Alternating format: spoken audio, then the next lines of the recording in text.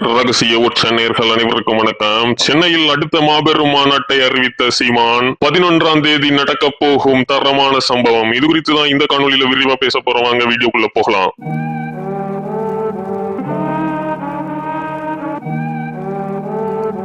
தமிழ்நாட்டு அரசியல் களத்துல ஒரு கட்சி தொடர்ந்து பேசுபொருளா இருக்கணும் அப்படின்னா இப்போதைய சூழல்ல ஒண்ணு அந்த கட்சியின் தலைவர் சினிமால இருந்து வந்திருக்கணும், இல்லனா ஆட்சி அறையில இருக்கணும் அப்படிங்கிற நிலை தான் இருக்கு. அந்த அளவுக்கு ஊடகங்களும் சரி, பத்திரிகைகளும் சரி, சினிமாக்காரர்களுக்கும் ஊழல்வாதிகளுக்கும் கொடுக்கக்கூடிய முக்கியத்துவத்தை போராளிகளுக்கு கொடுக்கறது இல்ல. அதன் காரணமாகவே கட்சி நடத்தக்கூடிய பலரும் தொடர்ந்து மக்களை சந்திக்க வேண்டிய நிர்பந்தம், தொடர்ந்து கட்சியினரை வைப்ரண்டா வைக்க வேண்டிய அவசியம் அப்படின்ட்டு பெரிய அளவு நெருக்கடிக்குள்ளாராங்க. முக்கியமா நாம் தமிழர் கட்சி போன்ற தமிழ் தேசிய கட்சிகளுக்கெல்லாம் இங்க ஊடகங்கள் பெரிய அளவு முக்கியத்துவத்தை கொடுக்கறது இல்ல. பத்திரிகைகளும் நாம் தமிழர் கட்சி குறித்து செய்திகளை போடுறது இல்ல. இந்த சூழல்ல தான் நாம் தமிழர் கட்சி தொடர்ந்து தங்களுடைய பொதுக்கூட்டங்கள் மற்றும் மாநாடுகள் மூலமாக மக்களை சந்தித்துட்டு இருக்காங்க.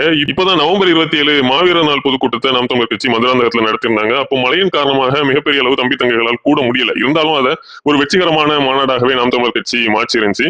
இந்த சூழல்ல தொடர்ந்து மக்கள் மத்தியில நாம் தமிழர் கட்சி குறித்தான செய்திகள் போயிட்டே இருக்கணும், நாம் தமிழர் கட்சியின் கருத்தியல்கள் மக்கள் மத்தியில விவாதிக்கப்படணும் அப்படிங்கிற நோக்கில சீமான் அவர்கள் மாவீரர் நாள் நடந்த வெறும் 2 வாரத்துல அடுத்த ஒரு பொதுக்கூட்டத்தை அறிவித்திருக்காரு. இதுவும் மாநாடு ரேஞ்சுக்கு மாசம் நடக்கும் அப்படின்ட்டு நாம் தமிழர் கட்சியின் வட்டாரங்கள் சொல்றாங்க. அதாவது அந்த அறிவிப்புல பெரும்பாவலன் பாட்டன் பாரதியாரின் 142ஆம் ஆண்டு பிறந்தநாளையொட்டி நாம் தமிழர் கட்சி சார்பாக தலைமை ஒருங்கிணைப்பாளர் செந்தமிழன் சீமான் அவர்களின் தலைமையில் வருகின்ற 11/12/2024 மாலை 5 மணி அளவில் சென்னை துறைமுகம் தொகுதி வண்ணாரப்பேட்டை மெட்ரோ அருகில் தங்கச்சாலையில் வீழ்வேன் என்று நினைத்தாயோ பொதுக்கூட்டம் பேரெழுச்சியாக நடைபெறவிருக்கிறது அப்படின்ட்டு ஒரு அறிவிப்பை வெளியிட்டிருக்காங்க.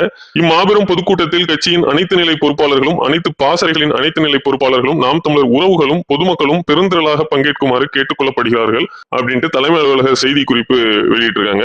சோ இந்த நிகழ்வு அப்படிங்கிறது தமிழ்நாடு முழுவதும் இருந்து நாம் தமிழர் தம்பி தங்கைகள் பெரும்பான்மையா கலந்து கொள்ளக்கூடிய ஒரு நிகழ்வாகவே பார்க்கப்படுது. நாம் தமிழர் கட்சி இதுவரைக்கும் பாரதிக்கு பெரிய அளவுக்கான ஒரு பொதுக்கூட்டத்தை நடத்தினதை நம்ம பார்த்ததில்ல. முதல் முறையாக பாரதியாரோட 142வது பிறந்த நாளை சிறப்பிக்கும் விதமாக நாம் தமிழர் கட்சி இப்படி ஒரு நிகழ்வை முன்னெடுக்கிறாங்க. ஏற்கனவே திராவிட அலக்கைகள் சீமான் அவர்கள் பாரதிய பாட்டன்னு சொல்றாருன்ட்டு பெரிய அளவு கத்தி கணிச்சிட்டு இருப்பாங்க. இப்போ அவருக்காக மிகப்பெரிய ஒரு விழாவே நாம் தமிழர் கட்சி எடுக்குது அப்படிங்கும்போது நிச்சயமாக திராவிட கூடாரம் கத்தி கதரும் அப்படிங்கறதுல மாற்றிக்கிறது இல்ல.